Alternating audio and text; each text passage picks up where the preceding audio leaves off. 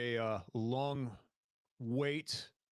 Your wait is finally over as we're back here on Back of the Crib here on YouTube and also streaming live on X. Hope everyone had a great holiday season. It's been, like I said, a few weeks since we've been able to put one of these together.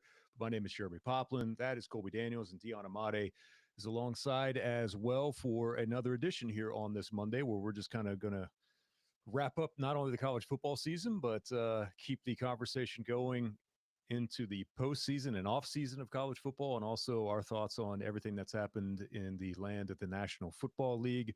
Fellas, what's going on this Monday night? Gentlemen, good to see your lovely faces. What's happening? Yeah. Can I open this up with a quick story, real quick, guys? I wouldn't Story have it time any other already? way. We're not even 4 minutes in, and we've got story time already. This is I've got unlike you, Dion. I've got so many things to catch you guys up on, but let me just give you guys like a real quick there's like feel good story. As a man, I truly feel like this. Like kids that live in apartment complexes right now, or you live in a condo, just save some money and go buy yourself a house, okay? And I tell you this one reason, okay? Because you need that feeling where you can't call your mom, you can't call your dad, you can't call the maintenance man. You have to grab your phone, look something up on YouTube, and YouTube. fix it yourself, okay? Because after you fix that thing and that toilet flushes correctly, you feel like a man. You feel like a grown man. And you know what? Feeling good about myself this evening, guys. Feeling Wait a minute. I think we need a little bit more detail here on what the actual fix was I mean, before did you you can go just flexing plunge on us. some poo and like you're Yeah. flexing now or what? Yeah. it What is it, was man? it wasn't a plunge situation, okay? It wasn't a plunge situation. This took a trip to Lowell's to Oh, kind of okay. get your boy, in the right Yeah, but situation wait a and minute. point in the right Still, are direction. we talking? Are we simply talking like a flapper that goes in the back of the tank? What a new float? Like, what are we talking about here? Did you actually physically take the toilet off and replace the wax ring around it? Like, what happened? So for the longest time, my toilet it was running, and I couldn't figure out it was just running for a long period of time. I couldn't figure out what's going on here. Why is it running like this? I went back. I first grabbed the YouTube. They said, "Hey, what's happening is the inside where the water's coming out, it's clogged. Open it up, flush it out, put the cup over the top, let it spray out and clean the dirt out, and you'll be fine." Did that couple times. It was good. Then the water kept running. So I'm like, man, what's going on, bro? So finally, called my dad. He's like, this is what's wrong. Just go to Lowe's. I was like, Dad, I got YouTube. I got it. So I go to Lowe's, buy a new flapper, install the flapper, flush the toilet. Toilet doesn't run no more. Man stuff, pop. Man Listen, stuff. I'm proud of you, Man but that stuff. is about the lowest bar for man stuff that I've ever heard in my life, which is Whoa, simply whoa, whoa. replacing the flapper. Whoa. This Colby, is this. didn't you use a YouTube video to replace your heater core in your truck? Like that to me is like real man No, stuff. no, I Okay. didn't. I All didn't. right. I did have a heater core issue, but after watching the YouTube video, I decided, hell no. Yeah. I'm just gonna That's make this worse. Like my truck's not gonna run if I try to follow these 8,468 steps. But Man. I did do my garbage disposal Ah, off nice. YouTube, and that was a very manly moment. I've got one of yeah. those issues right now with the YouTube moments. So I've been driving around now for 4 months with a broken turn signal in my Grand Cherokee. So every bump I go over, it will fall down and turn the turn signal on.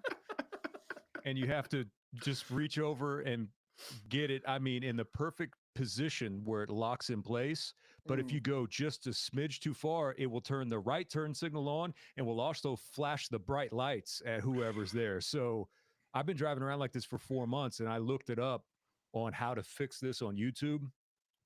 And it was a 45-minute video on how to fix it.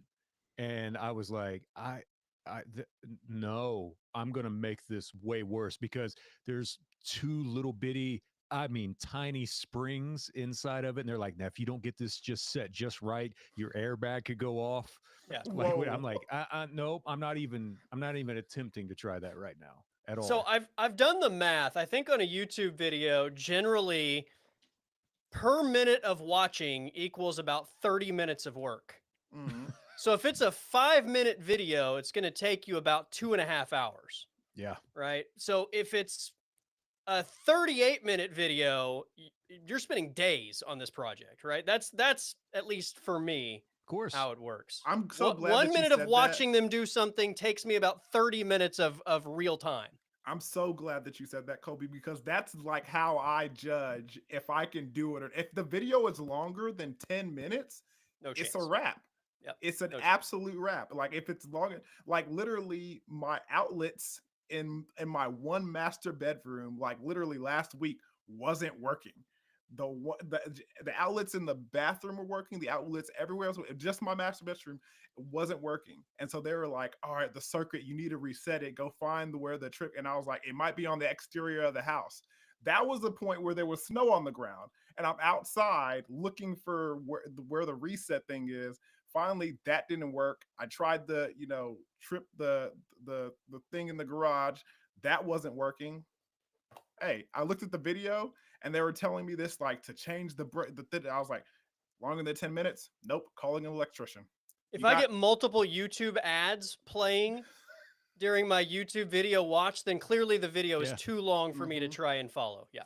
4 YouTube ad breaks on the video that I had to try to fix mine. And of course, it has to be the most complicated thing either. If it was the model year 1 year earlier than what mine was, it would have been a 5-minute fix. But because they changed, I've got to pull the entire steering column off to try to Oh, fix yeah. this thing. Yeah, So no.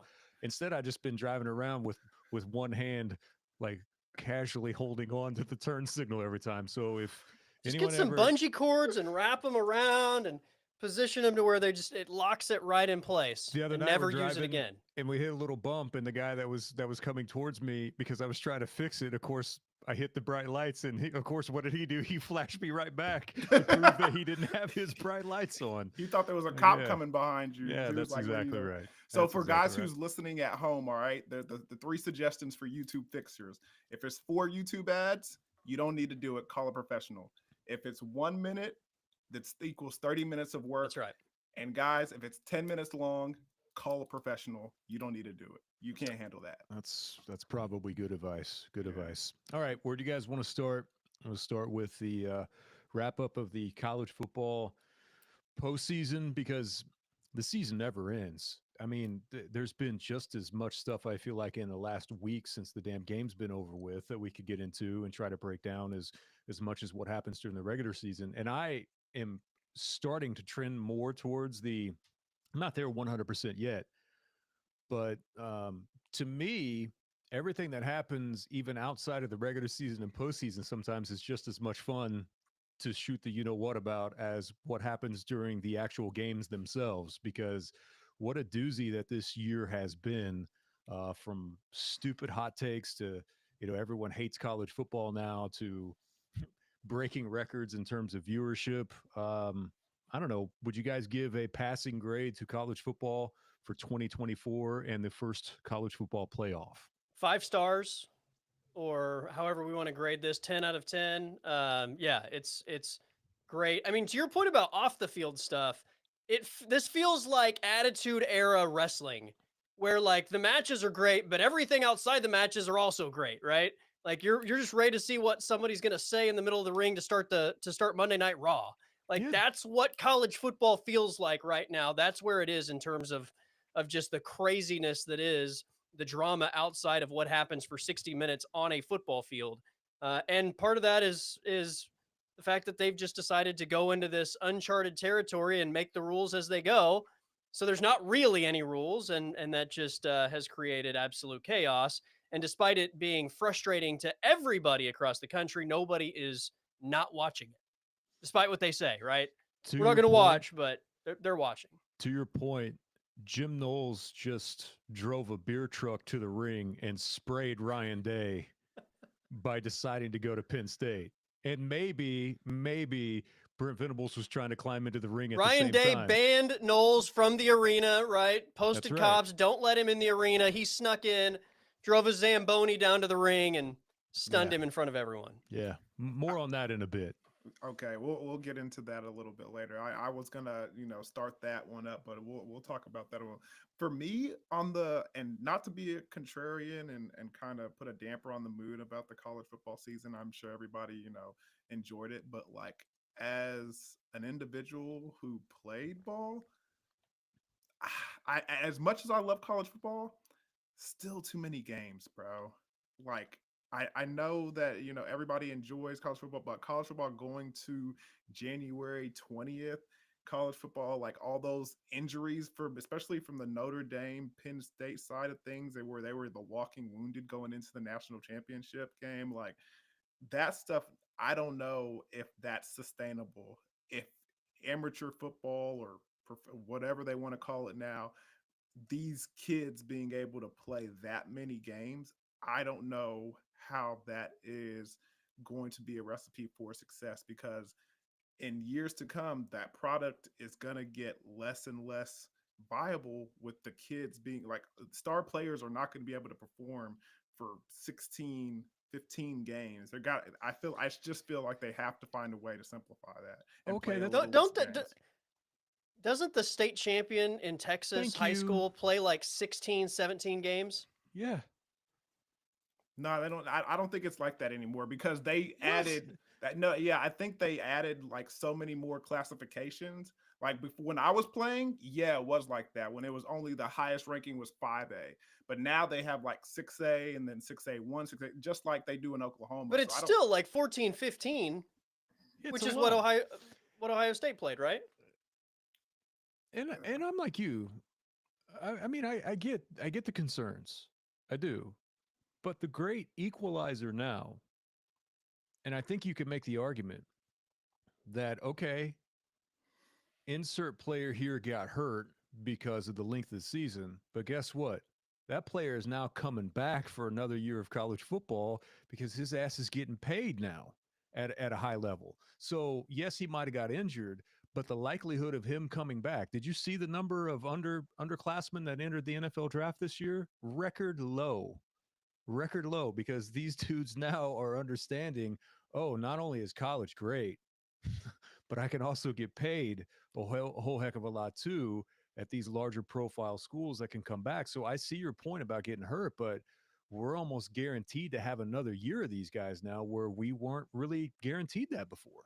But how much longer do we have of that? Because I'm not sure I'm not trying to do the math right now, but the players who have that COVID year, those guys are starting to graduate and be far gone. Like you're not going to see these 7-year, 8-year seniors with the whole medical red shirt, and then on top of that the COVID year. Like the COVID year was the one tacking on all these kids being able to play a lengthy amount of time, and that's going to be gone here.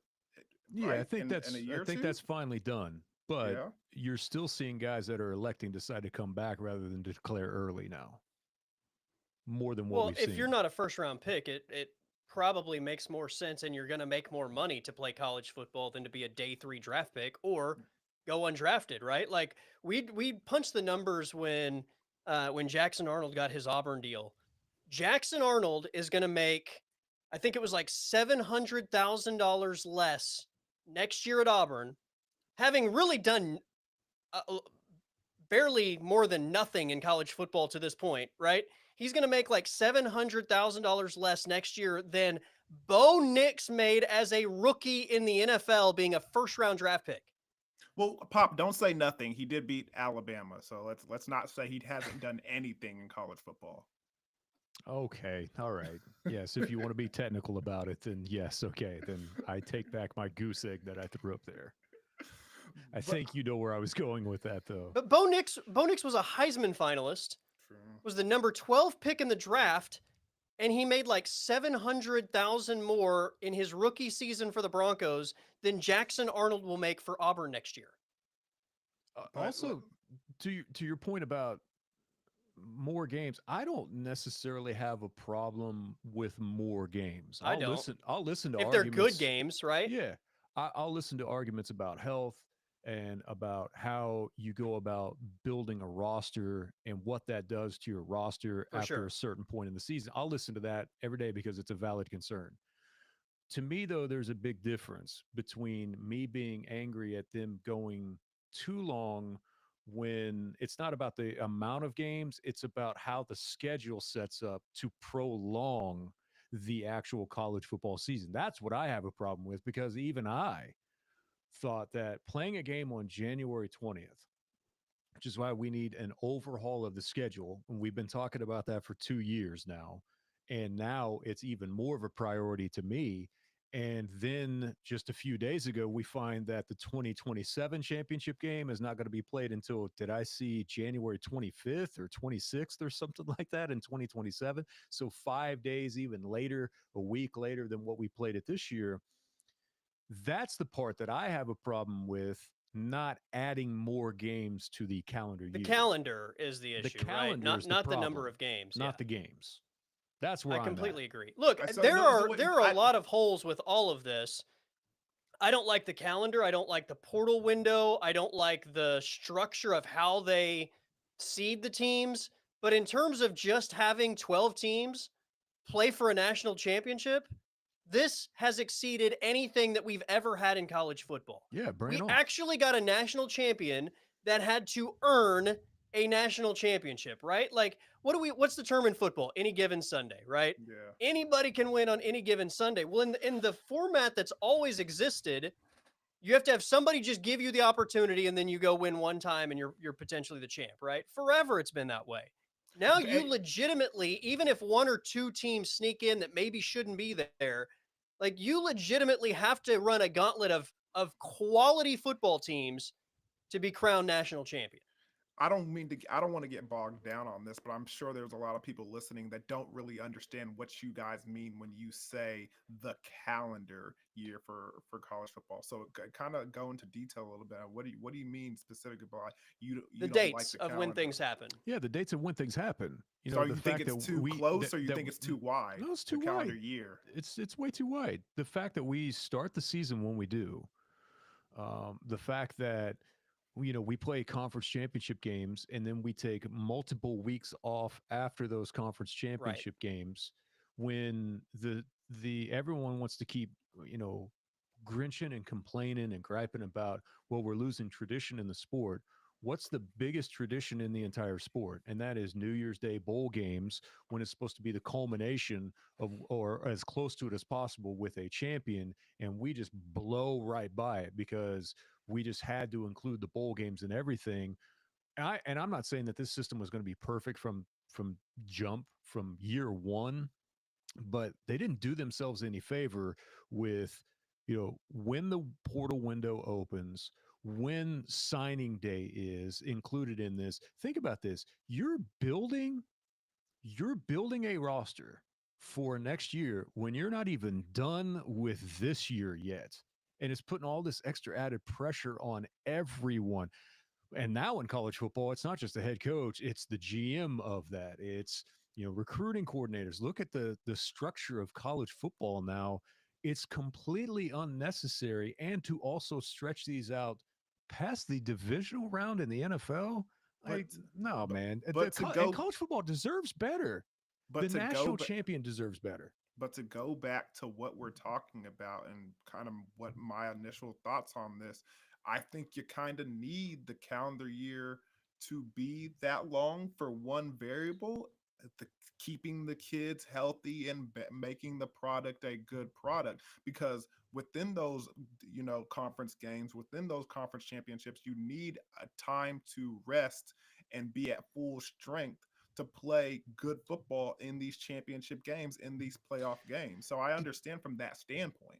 Dion, I think part of that is just tweaking the calendar in general for everyone. This year, what, everyone had the 2 bye weeks that were included into their season, correct? Hmm. There's still a way to include bye weeks into what you're trying to do with also not stretching the damn season out until the 20th of January. Well, why can't everybody play week 0, right? Like, I know, why do we not exactly. launch the college football season on week Yes. 0, except for have what, 3 games or however many it is in week 0? Like, have everybody start that week earlier.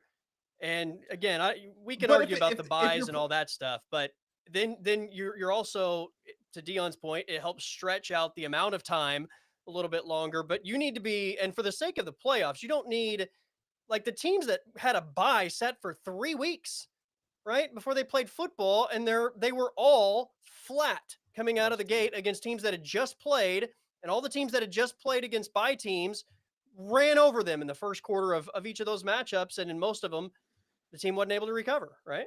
Yeah. I do understand that from that standpoint, but I don't know. It's just, it's not. I'm not hating on more football. I'm just hating on the timing of it than anything else. I mean, Because we had two of the biggest brands in fan bases in all of college football face off on a Monday night. And I know I read the story from Front Office Sports. It was like, ESPN wants us on a Monday night because they feel like they've been able to force people to Monday nights anyway with Monday Night Football and just on and on and on, just trying to develop excuses for it when there is a way to structure this to where you shouldn't have to be playing the Monday after what we all consider to be the greatest weekend in football, which is the divisional round.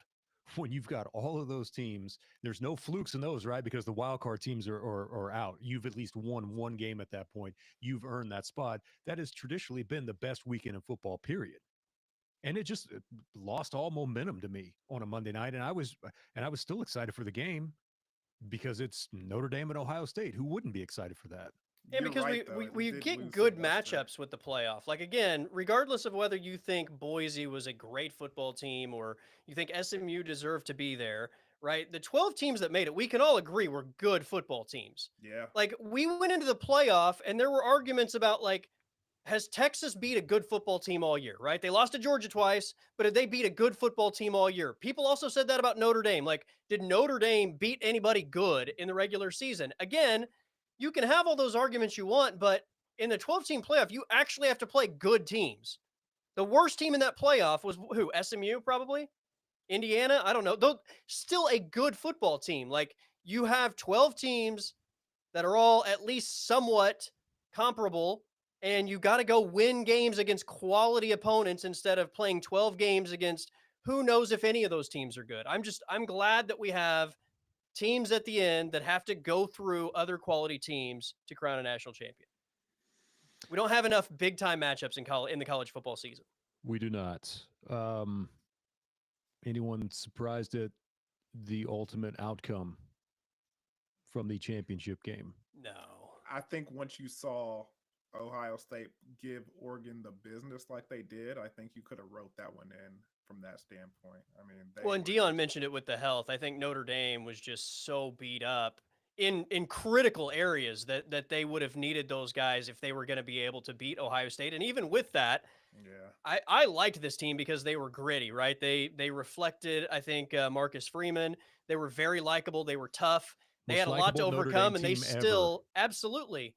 And they still made it a game, but they were just too outmatched and had, I think, too many critical injuries in key places that they couldn't overcome over the course of 4 quarters against the juggernaut that was Ohio State football and what they were able to kind of turn into on the heels of that Michigan upset. And they get their 2 best players back next year. Think about that. They get maybe one of the more freak show wide receivers that we've ever seen. That's the best freshman receiver I've ever seen. And he might be as good as any Ohio State receiver that I've ever seen. Yeah. Did he get held back or something? No. Yeah, is he like one of those Dominican baseball players that comes over and he's like Albert Pujols. Actually like 35? Yeah, Albert Pujols. That's like 35. Like, yeah, meet my 18-year-old phenom that's ready to. And they get the best safety, maybe best defensive player in the country, Caleb Downs, back. Yeah. Wait. What He's they have coming back? Yeah. He's only a sophomore. Yeah, he's coming back. He'll be a junior next year. True junior. Wow. I did not know that. because I mean they But the made rest this. of the defense is basically gone. Yes. And it's crazy to think about that. I mean, again, we're I don't know when you want to bring this up, but I saw they Conklin, by the way, mocked to the Lions, and I thought, oh, that's such a Lions pick with Dan Campbell, by the way. but yeah, they talked about like this 3 hour conversation that he had with Jim Knowles about, being, coming, leaving Alabama and coming to Ohio State and being in that situation to play and bring him and convince him and recruit him. And now Coach Knowles is gone and he's still there, playing his junior year at Ohio State. That's another interesting thing that with college football being the way it is nowadays, and you see you come to play for a coach and then you look up and he's gone. So, interesting. Well, you touched on it there, so let's jump into one of the biggest controversies from the whining and crying that I saw from a number of people. That includes radio show hosts, to people that were upset about this over things that they were told or that they thought was going to be signed and sealed and delivered. Rumors started to come out, a few weeks beforehand, that Jim Knowles was potentially looking around a little bit about Ohio State. And I had talked to some people that still had connections with him from his Stillwater days. And word is that, look, Jim Knowles just didn't take this for what it's worth, but Jim Knowles wasn't necessarily just kind of vibing there at Ohio State with everything that was going down. And he was kind of looking around to see what his potential options were. And I was listening to one of Klatt's podcasts, and he brought up something that was interesting, just trying to think about the entire situation. And he said that after the Oregon loss in the early portion of the season, Ohio State changed what they were doing defensively, and he went a little further than that after the year, and he said basically that they weren't really letting Jim Knowles run what Jim Knowles wanted to run at Yeah. Ohio State. And they had really had this come to Jesus meeting, not only with them offensively with Ryan Day and Chip Kelly, but also had kind of come around to the fact that, oh, well, we brought this guy in. Maybe we should kind of give him a little bit more freedom in what he was wanting to run defensively at Ohio State. And you guys saw that worked out well, except for a dumb offensive game plan against Michigan at that point. And then they go on to win the national championship. So I don't know how, excuse me, how much that played into it, but it had to play a role in it. But there were some people 2-3 weeks before the season was over that were convinced that Jim Knowles was not only looking around, but he was on his way to Norman. And there were a ton of Sooner fans that were just absolutely convinced, maybe because of what they were reading behind paywalls and what they were being told, that, hey, don't you worry, when this is all said and done, that's going to be our new defensive coordinator, which set off, shockwaves, some people talking, out of one side of their mouth about Oklahoma not needing this. Why do they need to go and spend the money on this guy when they have one of the best defensive coordinators in the entire country who's actually running their team? And it just started this circle of absolute BS and nonsense where everyone's just chasing their tail to get to the point where Jim Knowles is like, no, you know what? I'm going to go coach ball at Penn State, which, if you're Ohio State, that's really got to piss you off. Well, yeah, I think that what you said about him maybe just not vibing Ohio State it seems to be true, right? Or at least there seems to be some version of that is a reality. It's crazy to me that they were the number 2 scoring defense in the country last year, and then they were the number 1 scoring defense in the country this year, and they were letting an assistant coach have a say in what Jim Knowles' defense looked like. And it took the Oregon loss to finally say, hey, Jim Knowles, we brought you in here. We're paying you all this money. You now have full reins of the defense, and look where he took it. To me, that would seem like you win in that scenario, but maybe he just took it some weird way of like, this should have been happening the whole time. I don't know. It's very weird, but the Jim Knowles to OU thing never made sense to me from a football perspective, right? When you think about just making that move, who OU's head coach is, the fact that, we all agree next year is critical to Brent Venable's tenure in Norman, right? So, like, there's a chance you're taking this job and it might be a 1-year adventure before they hit the reset. There's just a lot of Yeah. elements that if you consider, just don't really add up. Now, I was also told, and I won't get into details here, but that there were some personal reasons why Jim Knowles would want to come back to the state of Oklahoma. So, obviously take that for what it's Yeah. worth, and that's probably where a lot of the interest came from. I saw her If picture. Yeah, yeah, if you're leaving Ohio State, there are a handful of jobs that you're going to leave Ohio State for, right? And there are a handful of those jobs that can pay you at least comparable money. And Oklahoma's probably one of them. Plus, you add the personal side of it. Of course, they were going to be in the mix. I don't know that. I think too many people all of a sudden took that as a guarantee, but there was definitely smoke to Oh him. yeah. Being not only being pursued by OU, but having some serious thought toward making that move. And then, I don't know, Penn State seemingly came out of nowhere, right? And decided to Yeah. drop the bag and say, like, boom, we're going to play our card now and let's go. It was kind of awkward because I'm like, wait a minute. If he wasn't allowed full autonomy to run his own defense at Ohio State, wouldn't he be coming into the exact same situation in Norman? Like if Right. you're a little bit miffed by, all right, wait a minute, you're telling me you can't really do everything that I want to do here. Like Brent Venables is going to just keep his nose completely out of the defensive meeting room. There's no way that was going to happen. I mean, I'm of the opinion that if you can get a quality coach like Jim Knowles, you do it no matter what, just because it adds value. And Dion, you know this from his time in Stillwater. And I want to make it very clear. I don't know Coach Knowles. I haven't had any specific conversations with him one on one. But as to a reason why, you just don't know how some of these dudes are wired sometimes. Some of these Bro, guys thrive on just the building aspect of building something, getting it to a particular level, and then taking on the next challenge or the next opportunity. I don't know if he's that way or not, but it makes a lot of sense.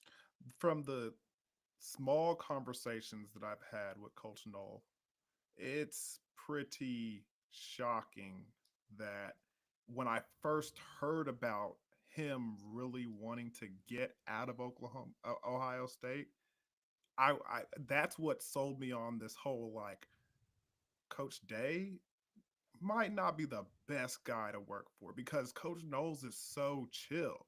Like just from just learning my name, what I did, and how I was a former safety, he like really like, and he's like he really wanted to have conversations with me and really took the time to like sit down, chat with me. And maybe that's just a coach that's also knows that always be recruiting, and he's like he just has that personality type, but it just made me feel like, oh, this is a cool dude. He's so easygoing. And then from the way that his players play for him, like the way that those guys love him, it seems like he's so easy to get along with. For an individual like that to want to get away from a situation or in a coaching staff like that, and then on top of that, go to one of their rivals, it kind of shows you like, bro, I know you just won a championship and you're plotting on how to get the hell out of there.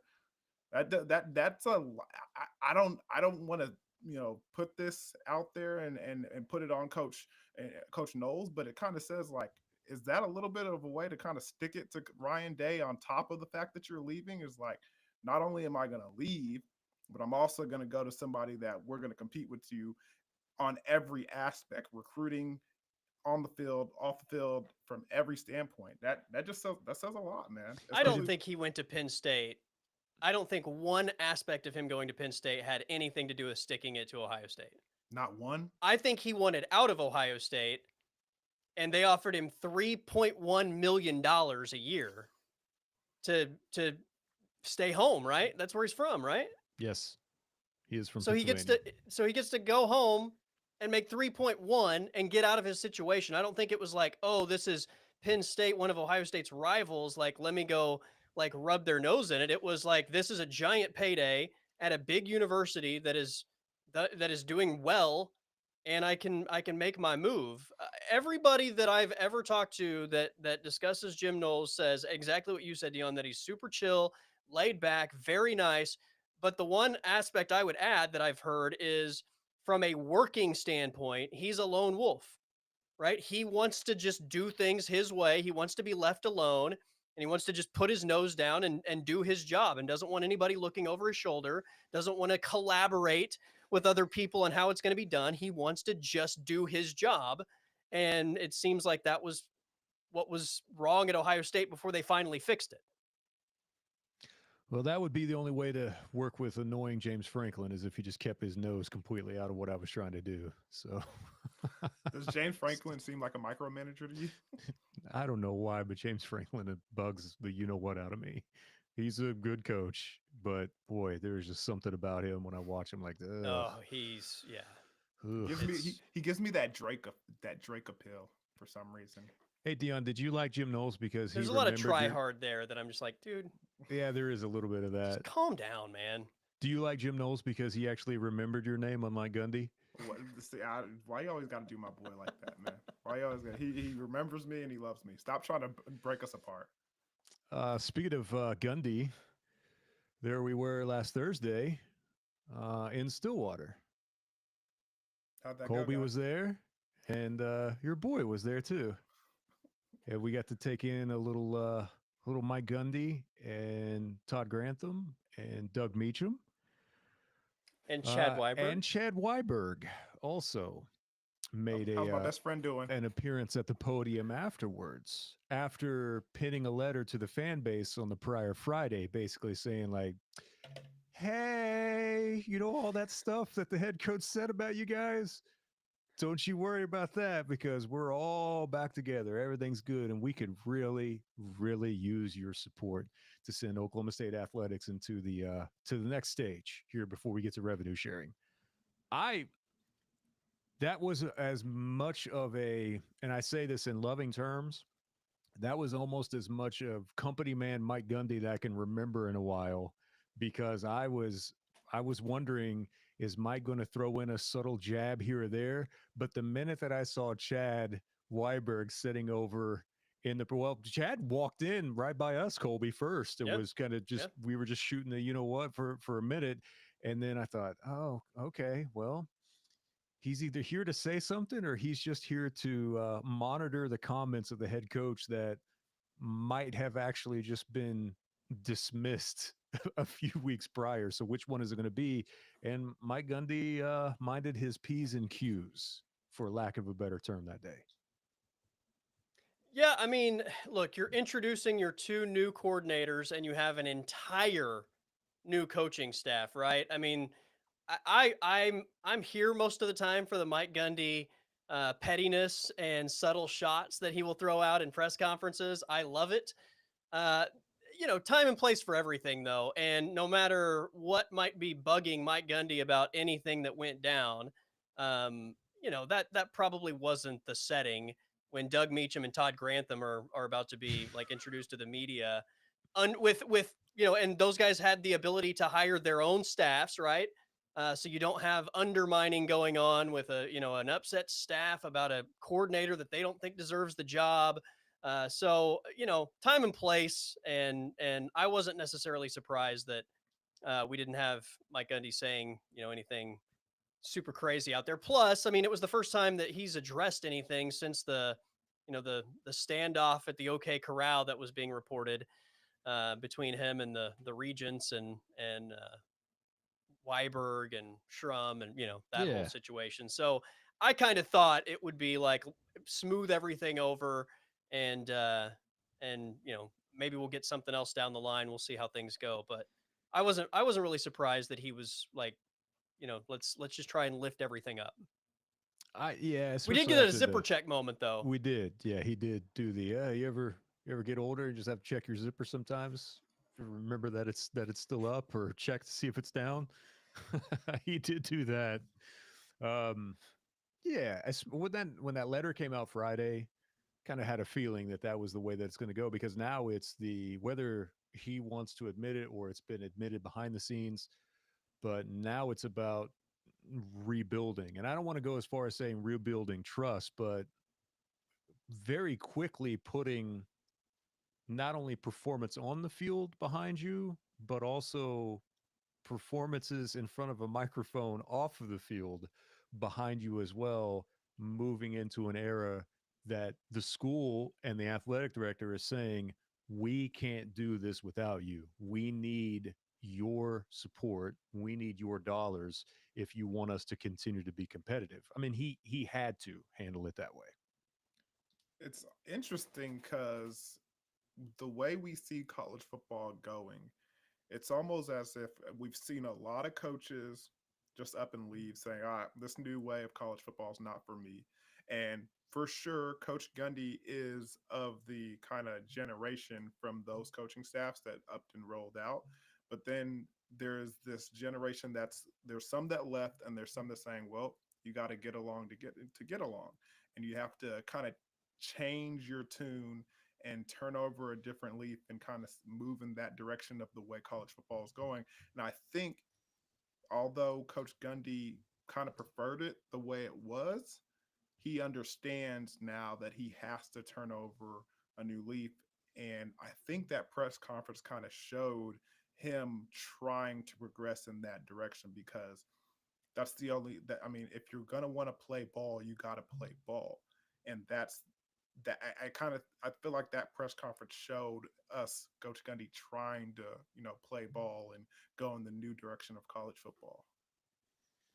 Meacham I was think it there. showed us that he still loves the football aspect more than he Oh yeah. dislikes, the other aspects of college football. And for a lot of coaches, the other aspects at some point have surpassed their love for football, right? All the different BS that you have to deal with in this new era of college football. And I say BS just in terms of like, if you're a football guy, there's a lot of things you're doing that aren't football, right? As the head Yeah, coach of a team. So I think there's going to be an intersection at some point where the annoyance with all that other stuff ends up outweighing your love for football.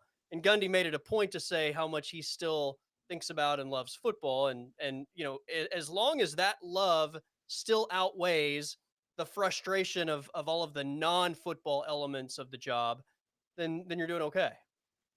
Yeah, I think he's very comfortable with letting Kenyatta handle the nonsense that he doesn't like, right? Even though he's part of the committee that has to, be very well aware of what's going on, all those positions in a way are a buffer between that and what those guys really want to do, which Right. is just live and breathe the football side of it.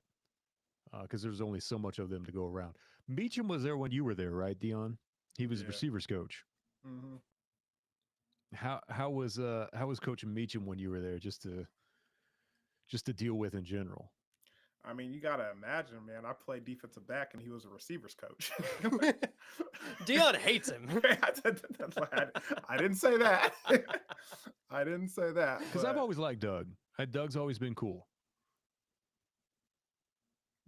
Coach Meacham was the receivers coach, and I was a defensive back. So that's the way that went. I mean, but You can't separate the two. I mean, his receivers loved him. I know that from that standpoint. I mean, they rocked with him in a very heavy way. But I mean, I didn't have too much interactions with him to be honest. I'm interested to chat with him when I get on campus and kind of see how he's grown from being away from Oklahoma State and kind of get his take on. I don't know. I kind of want to ask a little bit about how it was when he was around with us, and I got some questions, and hopefully he graces me with this time and answers some of them. But it's going to be interesting to see how it goes offensively with everything. It's He clearly seemed genuinely excited to be back. I'll say yes. that. Like, he I think understands how lucky, his career path has been and what the journey has been. And I think that reflected in just his overall presence on Thursday. I love the way that he talked about offense. Like he talks about the way that it should be talked about. Like we're not putting anything into a box. We're not just going to say this is what we do, right? If you're a good coach, period, offense or defense, you're going to look at what you have and you're going to take advantage of your strengths, right? And limit your weaknesses. And I think that just hearing him talk X's and O's, I was kind of geeked out about Grantham as well. Before we get into Grantham, I'll just say both guys I thought kind of like went into like some X's and O's and just talking, football philosophy that I really enjoyed. But He's just talking about the way that defense is played now and just how adaptable you have to be in this current era of college football. And he even said coaching is overrated. Like it's about how good the players are, and then you have to put them in positions to succeed. But I thought just anytime you hear a coach say, like, we're not going to do anything specific, like, I'm not making everybody run like a 5 wide, air it out, or, smash mouth football. Like, we're going to take advantage of our assets, and we have to figure out what our assets are because this is going to be a new roster. It's almost a new roster every year. They're going to have to go Yeah. back through that. What I liked about him was the fact that, kind of to your point, and he's evolved a lot since he's been there because he's been in the Big 12 for 20 plus years now. But he had mentioned, at one point, and Dion, you'll remember this, you guys had Justin Blackman, so he was working hand in hand with guys like Joe Wickline and other members of that staff when they kind of crafted and created that whole three back thing for a while. And that was simply designed when you got a guy like Justin Blackman, like the three backs were there, but that offense was designed just to get Justin Blackman the ball. I mean, that's one of the reasons they designed that three back formation the way that they did. And to see that, and when he left and goes and takes little bits and pieces of other guys, spent a lot of time with Sonny Cumbie, at TCU and through his other stops, learned a lot about the running element of the game with Holgerson to kind of add that element into it. But And he he's an basically offensive line said, guy himself. is like, I've been around everything. And I do think that you need someone, to your point, that has experienced a variety of different things rather than just simply trying to put everyone in the same box with, we're going to do this. Like, no, we got to take our time, one, to figure out who the hell we even have. And then two, that's why I'm intrigued with what eventually happens with spring football. There's been some of these comments about spring football potentially going away completely or having a new version of it. How is that going to work now unless you completely change the entire calendar and only have one transfer portal period at a certain point? How the hell are you supposed to figure out who you even have? It'd be To be able catastrophic to decide for the product. what you're going to run. Do you even have the dudes to run what you? He said he even said, "Hey, I got a lot of things I like to run. That doesn't mean we got the guys that can run it." Right.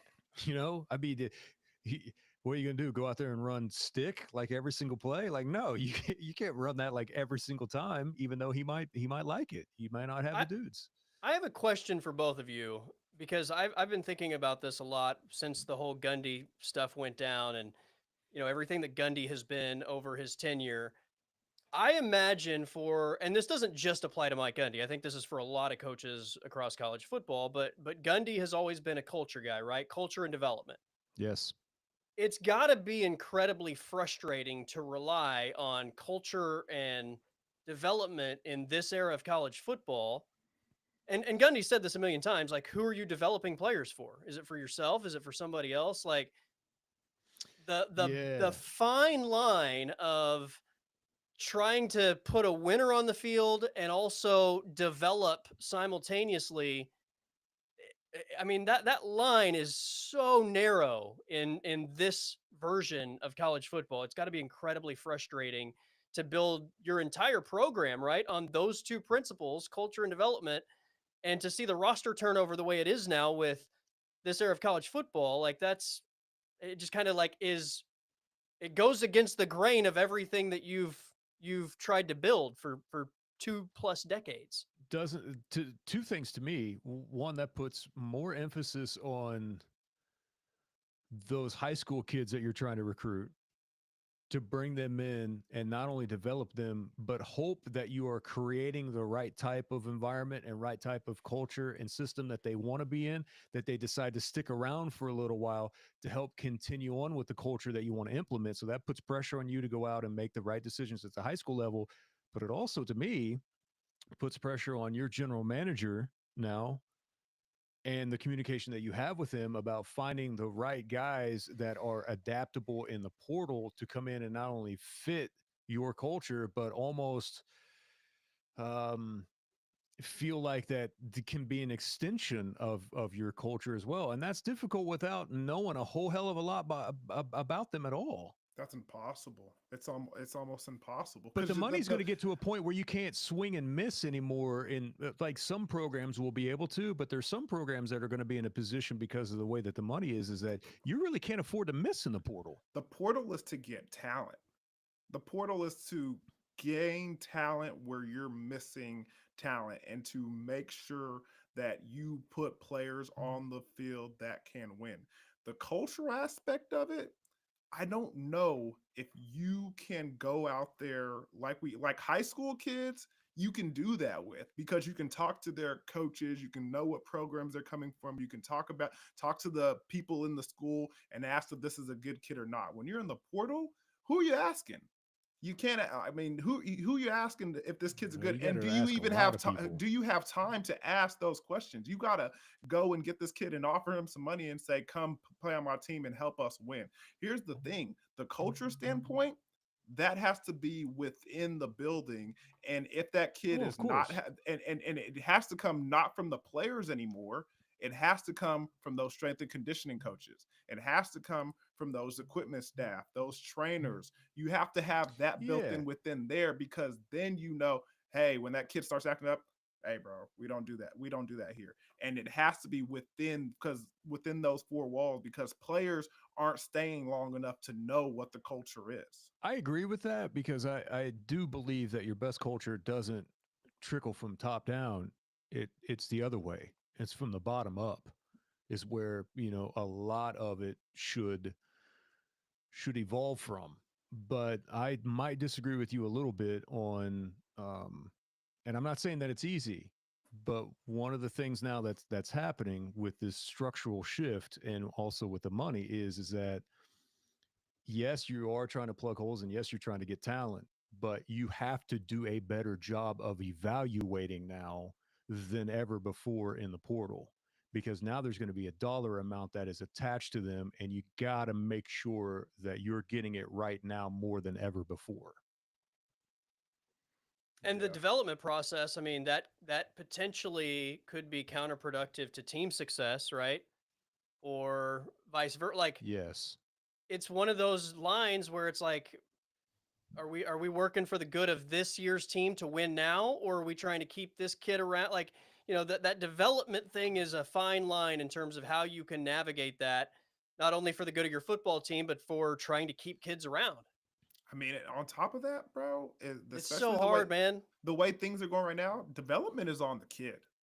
You got like because you're not going to get the reps in practice, so you got to work outside of practice. You're not going to get coaching and training. Now you go to these private coaches and private you like that stuff is on you now. Especially if the name of the game is getting paid and different stuff like that. If you want to like get money and stuff like that, then you have to put it within yourself and treat yourself like a professional. These NFL players aren't getting coached and trained by their, Yeah. coaches like that. They're doing it outside. They're working on their body outside the building and outside the program. So it is I what it think is. traditionally when we hear the term development in college football, I think we think like you're bringing in a kid. It's a 2, 3, 4 year process, right? To tournament, like there's still development in college football, but now it's a what 3, 4 month process.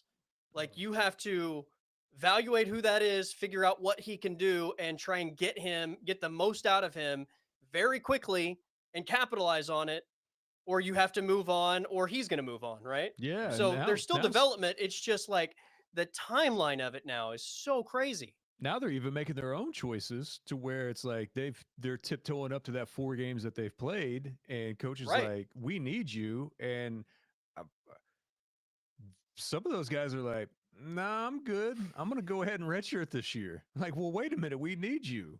Uh, Like, man, yeah, no, I'm thinking about me for the future I mean, I on know that. it's going So on. I know it's going on a wider scale now, but that's been going on for a long time now.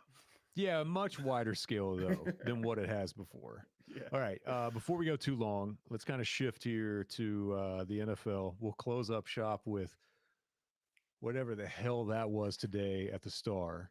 But let's get some thoughts on the Super Bowl as we have a rematch from what 2 years ago. Chiefs Kingdom. Chiefs, Chiefs, and the Eagles. What fifth time in 6 years? I got there's all of the talk there now about refs and is it rigged, and we're back to, hey, do we have technology to find out where the yard line is in order to pick up a first down, like all this stuff. And listen, that team, I'm not ashamed to admit it, you guys know, has broken my heart two times in the last, what, 5 years. I'm not a Chiefs fan by any means. I've never been a Chiefs fan. It killed me when Joe Montana went and played for the Chiefs. I didn't Mm. like him back then. But I can't sit here in good conscience and absolutely destroy them when I know for a fact that they are just simply that damn good. You're not that damn good and not accomplish what they have. This is incredible. And if we're all here to enjoy and to witness greatness, we're seeing greatness play out in front of us right now collectively, not just with Patrick Mahomes, but it's Andy. That's why on Twitter I was like, Spags. someone please hire Steve Spagnuolo, please. Can someone, if everyone really wants this run to end, can someone please go hire Spags? Chris Jones said we're going to keep winning as long as Spags stays here. And he's 100% correct. It's been that way for the last couple of years. Even when they were good and they were winning with just offense, the moment when we saw that switch flip 3 years ago where they started becoming dominant on the defensive side of the ball, I didn't want to say it out loud, but in my head I was like, "Oh no. Oh no." And then my team became a victim of it every single time that they played, as close as those games were. So, hey man, it this is just, they're just a problem and they're not gonna go away. It's hard for me to completely hate them. I don't like them, but I can't hate on them. They're really good. I've said this for a couple years now. I think offensively they have sandbagged in the regular season. Oh, there's no Look doubt. at look at what they do offensively when they get to the postseason versus, and I'm not just talking about the production. I'm talking about the play call, the creativity offensively, right? In the postseason versus what you see in the regular season. They're calling those regular season games to just put a complementary offense on the field to an elite defense, right? Like do Yes. enough to get us a lead, and our defense is good enough to shut games down. We don't need to go score 40 points a game, and they have this whole book of creativity offensively that's just waiting to be used once they get to the postseason. And we've seen it now, right? I mean, the offense looked like it's the Kansas City Chiefs offense, and then you pair that with that defense, and it's incredible. Um, Look, I don't think that the refs are giving Kansas City anything. I don't think the NFL gifted Kansas City anything. I do think there is a valid argument about the technology that's being used Of in the course. NFL, right? Like somebody brought up today a screenshot of like a tennis match, right, where the ball like Hits hits the the line, line. and Yeah. they have the technology in tennis to see whether a ball's in or out. Like, how do we not?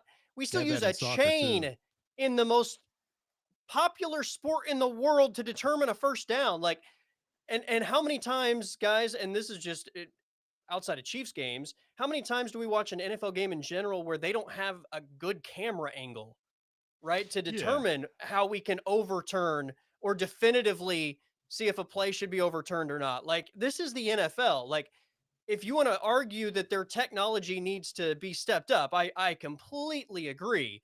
Like, I don't think that there was like some mastermind plan to screw over the Buffalo Bills. I also don't think it was definitively clear either way based on the camera angles we had. I think Josh Allen probably got the first down. Can we for a fact see that the football crossed? No, we can't, right? No. We can't see that the football crossed. Like, I think it did. I mean, his body looks like, the ball's on the other side of it. Common sense would tell you the ball probably went past that line, but we can't definitively see it. Yeah, So and that the NFL has like needs to help themselves from that perspective. But the Chiefs are a dominant force, and I'm really only saying Chiefs Kingdom because I hate the Eagles with a passion. All right, three things. First and foremost, bro, this is a as much as this is a sport, the NFL is a television product, bro. And the reason It's why entertainment. the Of course it is. technology hasn't evolved where we still have a chain is because it's exciting to see that old ass chain come out there when it's 4th and inches, and we got to check if that ball's close enough or not. It's not exciting. It Yeah, delays the Dion, that's game not even longer It's than it exciting. it's needs to be. exciting when that guy, That's when not that old exciting. guy, white That guy is runs out with his white hair with the chain Nah, and puts dude, that is them no, it's good. saying It's we've good done it this way television. forever, so we're just going to keep doing it. It's Listen, good my television, and ADHD that's what ass they and needs that's them to what we're speed that selling. up. I Mm-mm. don't need all this downtime. Like if we have the technology to just quickly determine it's there, let's Yeah, go. Let's yeah, move it. bro, It's we can fly a helicopter from here on Mars on a rover that landed Right. like at 1,000 miles an hour. We can't put some sort of grid system if in they an if they NFL want stadium. if they wanted to do it, they would have done it already, guys. They know what they're doing, and that's the reason why they're doing it. All right. Number two, My point though is be mad at the NFL. Like, Of course, yeah. yeah. But also back to the Chiefs and their offense. There's this clip, and again, you guys are more into '90s baseball than I am, and you guys are probably going to clown me for this. But there's that what's that pitcher's name that pitched for the Atlanta Braves? Greg Maddox. Maddox. there's a there's a clip of him, and they're talking about this catcher, and he's like talking about pitching to this guy. He's like, this team is good. We're gonna see him in the postseason. I'm gonna pitch him this ball, and when we get to the postseason, they're gonna be there, and he's gonna swing at it, and we're gonna get him out. And the thing comes up, and he tells his catcher, "See, remember what I told you?" I feel like that's exactly what the Chiefs are doing during the regular season. They're just setting everybody up. The out route to Pirine on 4th in the game, or excuse me, third down in the game on the line, and they run and they see the Buffalo Bills and man-to-man defense run two crossing patterns across, put the linebacker in a run pass conflict. He's got to go out, runs through the mesh, and that's a first down to Pirine. Beautiful. I've been Effing telling you guys this for beautiful. 2 years. Offensively, they have been sandbagging in the regular season. Beautiful. Third point, Dude, I've bro. seen it in the Super Bowl. They call the most ridiculous shit ever in the Super Bowl, right? Just set Especially him those up. moments where they just pull this out of their backside, and then at the end when they're all celebrating, like, yeah, we put that in. Here's the name that we had for it, and then they print up T-shirts and everything else. Meanwhile, I'm over here crying my eyes out. And third point and last before we get off this, bro, all you average NFL fans that just talk about the refs are cheating for them. Oh my God, why do they have to show Taylor Swift every time? All you guys are sheeps. You listen to what the national media is saying, and then you just echo it to your coworkers and everybody pumping gas over there at the Quick Trip. Bro, they showed Taylor Swift maybe 2 times. Stop crying about it. That was what we were complaining about last year. The ref thing, bro. We all saw the stat. Josh Allen gets more quarterback hits and calls than Patrick Mahomes. They're just finding reasons to complain and bitch and moan. Bro, stop doing all that. If you really have an opinion, come up with an authentic one. Don't just echo and say what everybody else is saying just because you think that's what the smart thing to say is. You really don't know the game. Stop following everybody else. It's so annoying. So I heard this brought up today. I think there are a lot of teams that are playing right now in this era that we would all admit good enough to win championships. But yet, it reminds me a little bit of when there were other eras in other sports where you just had this force, where you just had this Just, team just say it. Just say that it. was Say kind the of name. unbeatable for a time. Just say I it. still remember how stacked a couple of those Sacramento Kings teams were.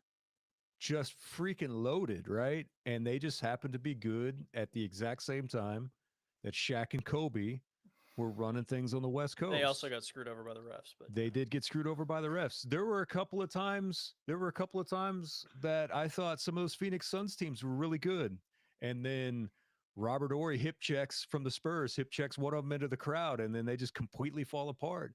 You got to I, bring I up the mean, the Spurs. Jazz You had to bring teams up the that Spurs. were good at the time with the Bulls, some of the teams that could have won championships that were good enough with the Bulls. There's typically a stretch in every sport where there's just a period of time collectively there's one group that's just better than everyone else and ends up kind of running things for a little while. and ends up spoiling it for a lot of people. And the Chiefs are it right now. Bro, That's it. this day and age of quarterback play that we're in right now is some of the greatest that the NFL's seen in a long time. When you have Joe Burrow, Lamar Jackson, Josh Allen. Did you see the Uh, Mahomes stat on that, Dion? please tell me it's something So great. that yesterday, that was a 99th percentile game for Patrick Mahomes in terms of drop back success rate. There are only 4 games this entire season where a quarterback produced a successful play at a higher rate. It's the highest drop back success rate of Mahomes' entire career. Was that yesterday in just drop back passing? Wow. Like it's just in that moment, right? It's just greatness is what he is. And again, I can't stand him, but I can't sit here and say, I'm not going to be completely hating on him at all. And The- the- then I look at Philly, and Philly puts up the most points ever in an NFC Championship game, and I can't help but wonder how good would they be if Jalen Hurts wasn't holding them back? like seriously, Y'all gonna leave that boy alone now. I can't be the only one that thinks that way. Y'all gonna leave that boy alone. I mean, you saw him with I mean, that we fresh all thought he Kango. was possessed by somebody else 2 years ago with how well he played, and clearly he's not reached that same level. But look, when you're running, when the New York Giants decide to gift you Saquon Barkley, Jalen Hurts might be good enough. Maybe so. Is this Damn, that is kid this is Eagles good. roster better than the one that won the championship and better than the one that lost 2 years ago to Kansas City? Yes. One The only word, difference is the Saquon. quarterback play is not as good as it was 2 years ago. Like Jalen Hurts was MVP caliber, right? Like he was in the MVP conversation 2 years ago. The quarterback play is not at that same level, but otherwise I think so. Top to bottom, do they have a better roster on paper than what the Chiefs have? Ooh, I don't know about that. Wait, what? I mean, what other No. than No, I don't think so. Other than Chris and Patrick and Mahomes? I mean, who are you saying from the Chiefs that is better than what they have over there for the Eagles? Position to position, who are you saying that's better?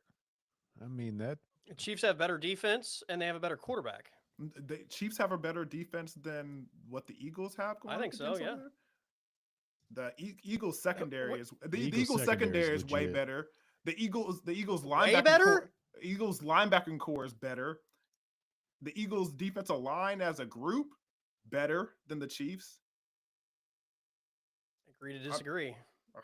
Come on now. I mean, think, feel I like think they're better on paper, but paper doesn't do anything for you at all in a moment like that.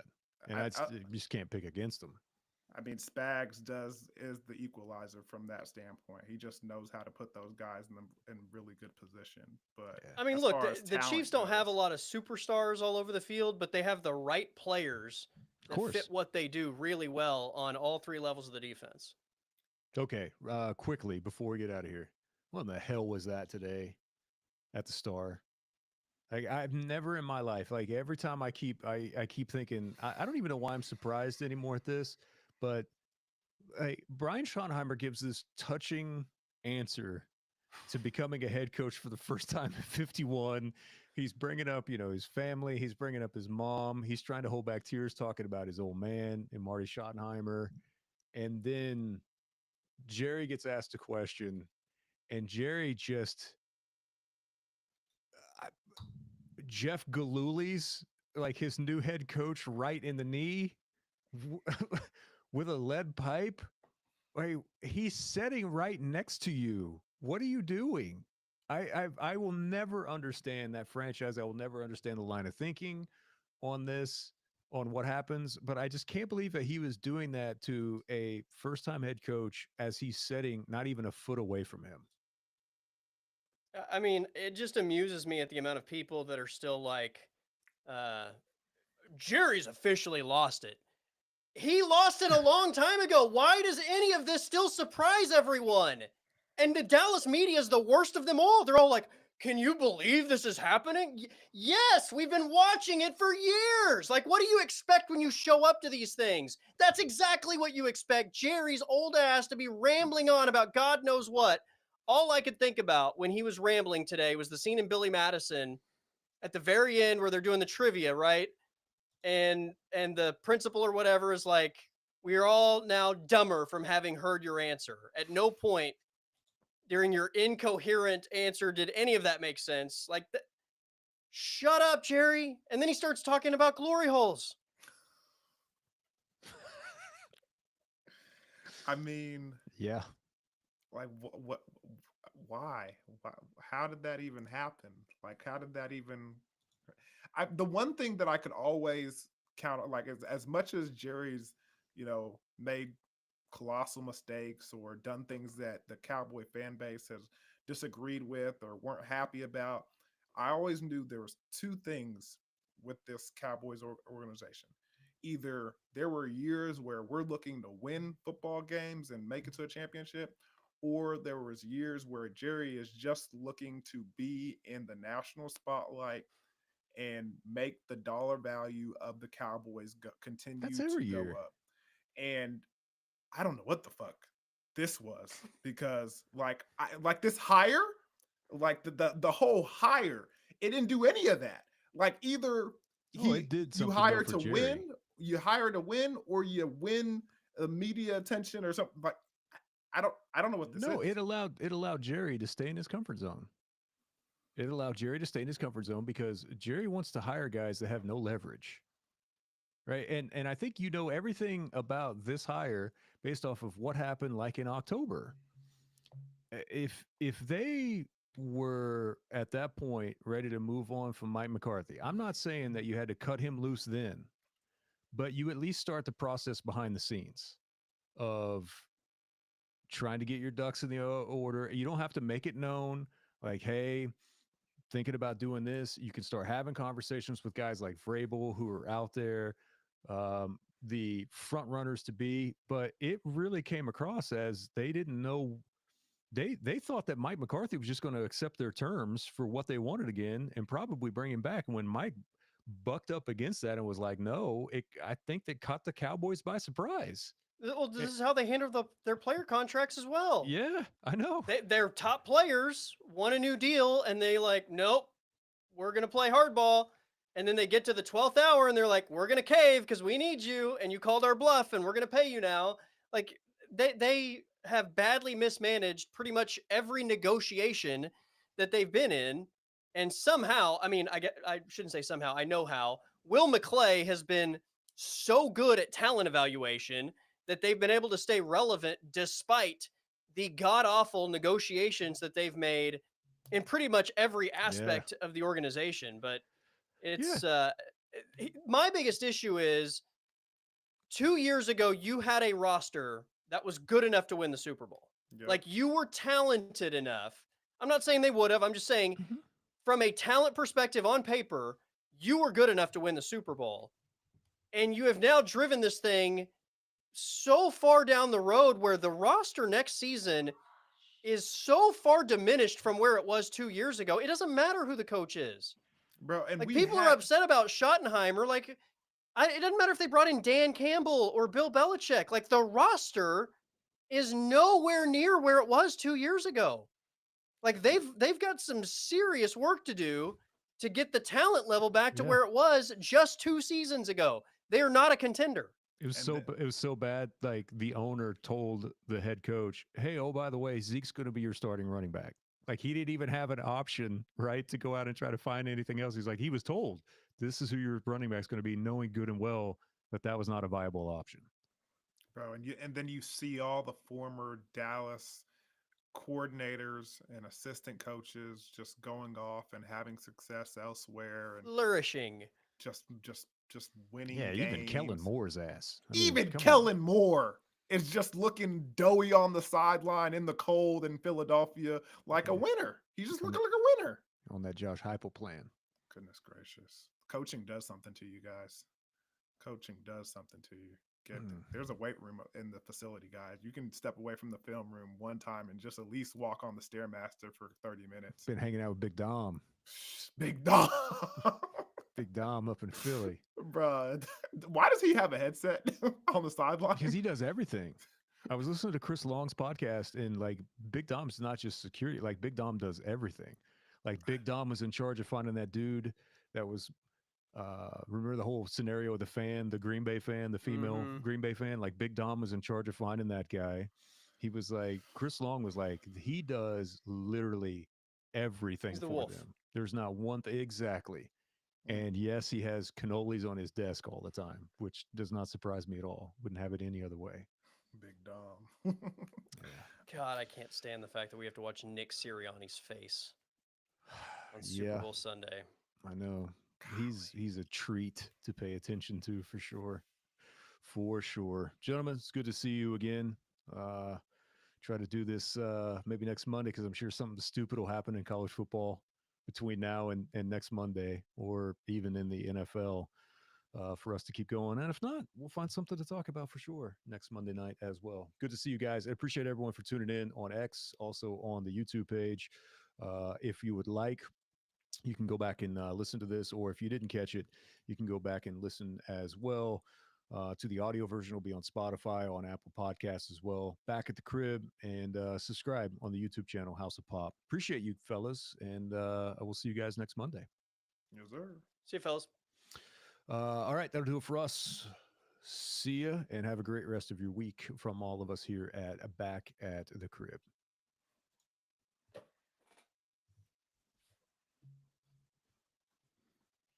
And done.